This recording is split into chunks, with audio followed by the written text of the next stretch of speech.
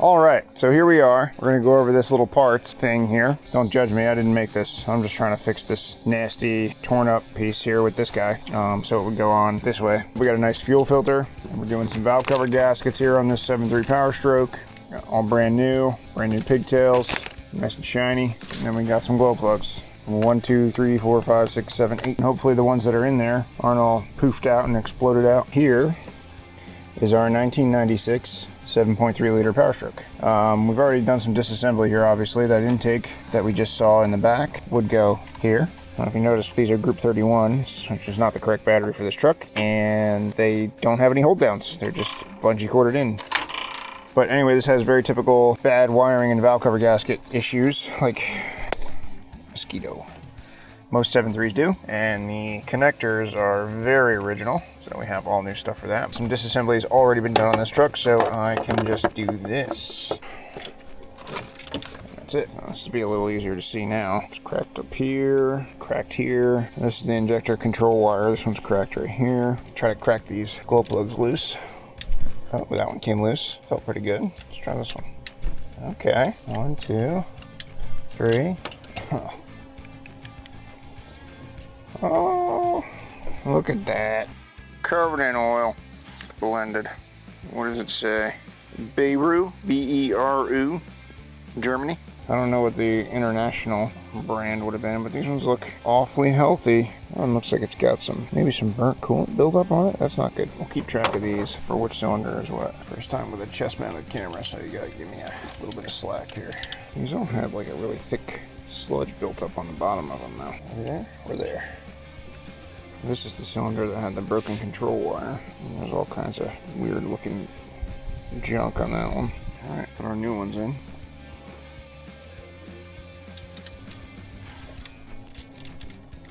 All right, so that is it for glow plugs on this side. Yeah, that's pretty dirty. So we're gonna get a couple clean rags. We're gonna wipe that. And then once that's clean, we'll throw our new gasket on there. We'll get our valve cover back on with our bolts. And then we can go and start replacing these connectors over here.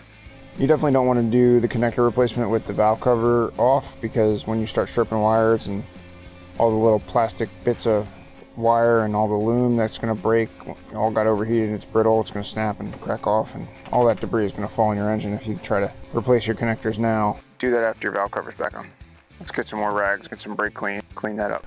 Boom. Try to blow this loose debris off this engine before we opened it. Grab the valve springs, try to rotate them, make sure none of them are broken. All right, let's grab our gasket. These are not side specific, but they are directional, meaning this is the top, this is the bottom. So just make sure you pay attention to that when you're doing it. I like to try to twist these into position preemptively, so that way when I go to lock them on, they're already there. I feel like these glow plug wires on this gasket are much thinner, which I do not like. Okay, but that is all of our connectors hooked up, and all of our wires are in a happy-ish place. Just want to get it away from the push rod. Okay, we'll get our valve cover on.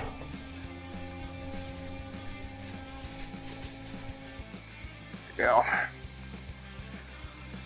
Okay. All the bolts are in.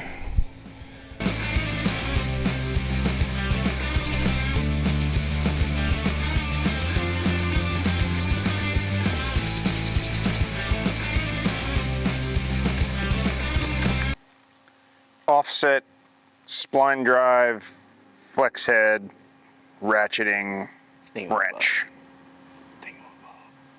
I gotta go inside, I gotta work a device. Get a little bit of this guy. And hopefully with just the heat and the wrench, it'll let go. We're starting to get a little smoke. Let's try that. Oh, wouldn't you know?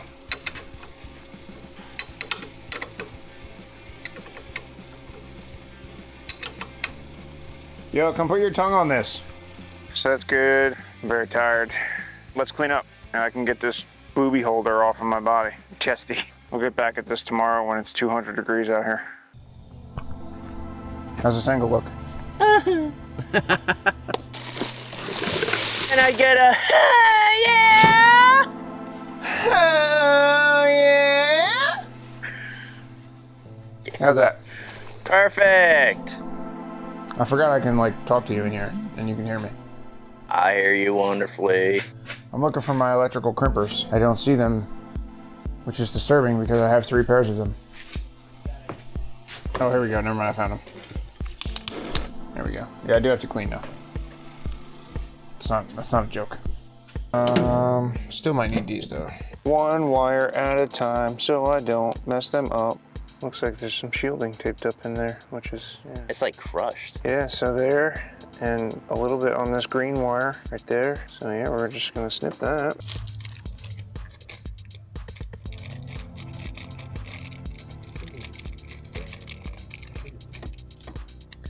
So, who needs a hot glue gun?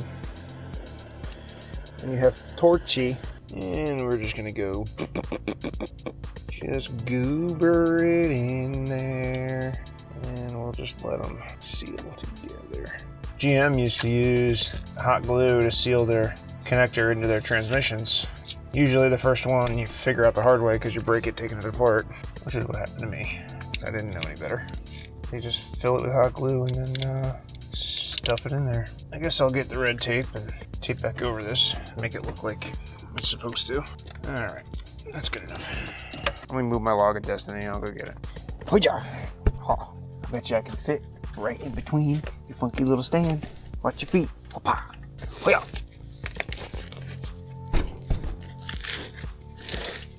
Oh, logged. And this is why we call it the log of destiny. See the shake? Because it's destiny that determines whether you succeed or fall on your face. This one might be worse than the other side. They're not terribly old. They're a little bit bulged right here, so they're probably due. These ones were much tighter than the other side, I must say. Drop a bit down on here.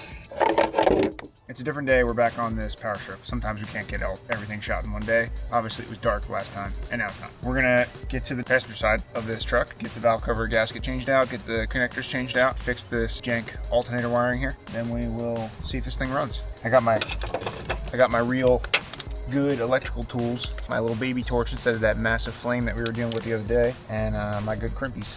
So let's go. This out of the way.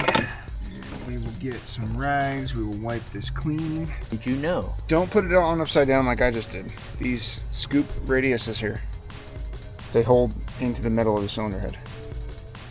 And also, these little hooks for the connectors are the top. Notice how it says top. Be smarter than me. None of these are clean, these studs, so I gotta go clean these off on the wire wheel.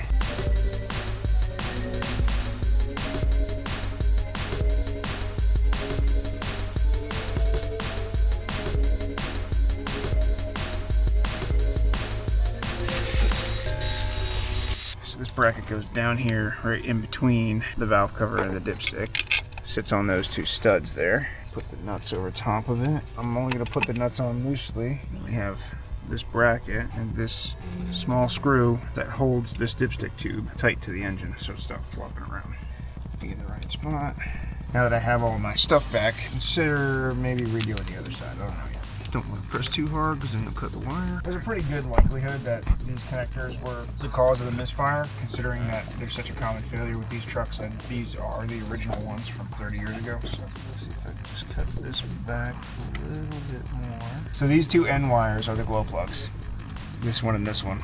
You can tell because they're the fatter wires of the 2. I believe this wire here is the ground for the injectors, and then you have injector control, and there's 2 plugs for injectors on this side. So do the math, that makes 4 cylinders worth of controls. Grounds are jumped together, 1 wire for each glow plug. Yeah, definitely want to go through and do these one by one if you're considering doing this job. Depending on the manufacturer of the kit, the colors are not always going to match up.